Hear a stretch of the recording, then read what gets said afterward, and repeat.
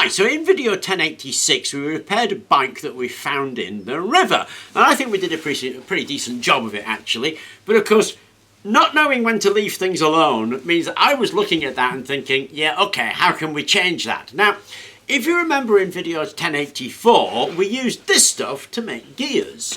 When you look at it, you've got to think about it, haven't you? How about if we take a bicycle wheel, we take some of this stuff inside out, glue it in there, what we get is a massive cog. We have a potential there of making this a hubless wheel where the cog actually drives the wheel rim rather than having a centre axle. So that's what we're going to do. We're going to make a hubless wheel driven by this stuff working as a cog. So obviously what I've got to do is chop that, separate it in half, get it glued onto the inside of here to make my cog, and that's all we're going to do. And that's it glued in place. Now to glue this, super glue, contact adhesive, acrylic, epoxy, just a whole range of things. But I used a bit of super glue on that because it's a test piece, and there it is glued into place.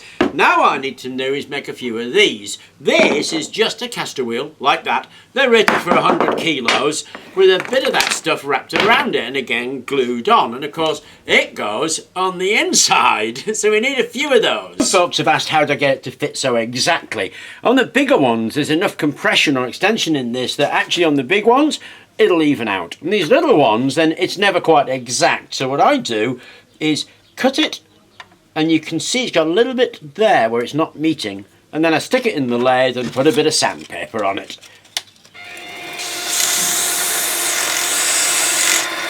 So to be honest, that and that is pretty most of the build of the wheel done. We've got to think about attaching it to the bike now. Now we're going to use this thing that we found in the river at when we did in 1086. So I'll get that on the bench, get the back wheel off.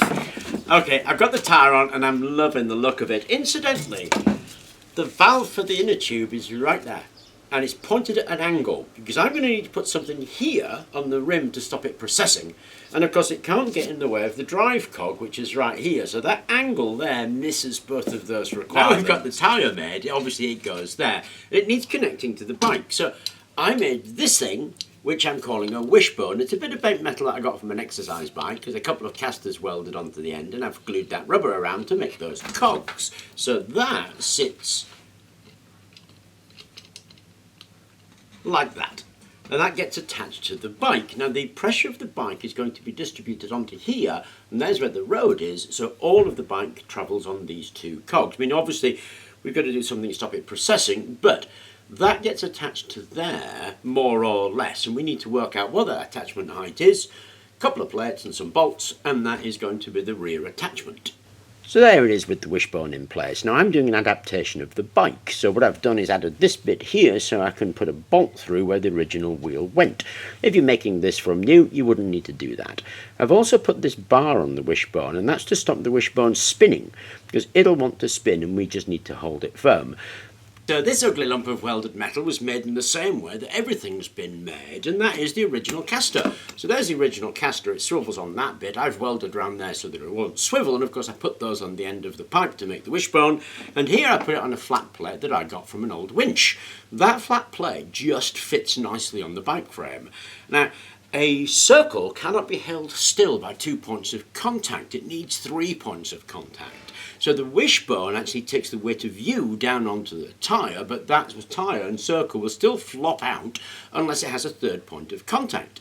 Now, because a third point of contact is also going to be our driving cog. So I've made it separately so that it can slide into the frame and be the driving cog later when we do the drive attachment. But that basically just slots in there and it slides in place on the frame. And that final cog goes into place here, allowing us to slide that up and put tension on that wheel, and now that wheel has 3 points of contact and can't drop off. Okay, there's only one real issue left. As this wheel rotates, it will want to do that called process backwards and forwards, and we need to stop it doing that. But that's easy enough. What we do with that is use these things.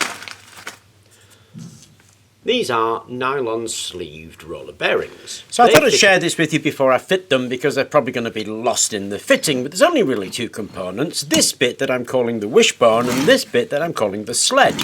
This wishbone goes on the bottom. You can see the runners there to guide the wheels, and here's what connects to the cog on the inside of the big wheel.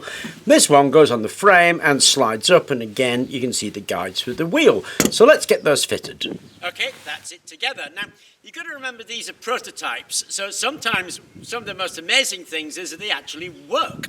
This one actually works. Now, I haven't put a gear chain on it yet, and we can choose which cog we're going to use to drive it. So we could use this one, we could use this one, we could put another right there if we wanted. But let me show you it working.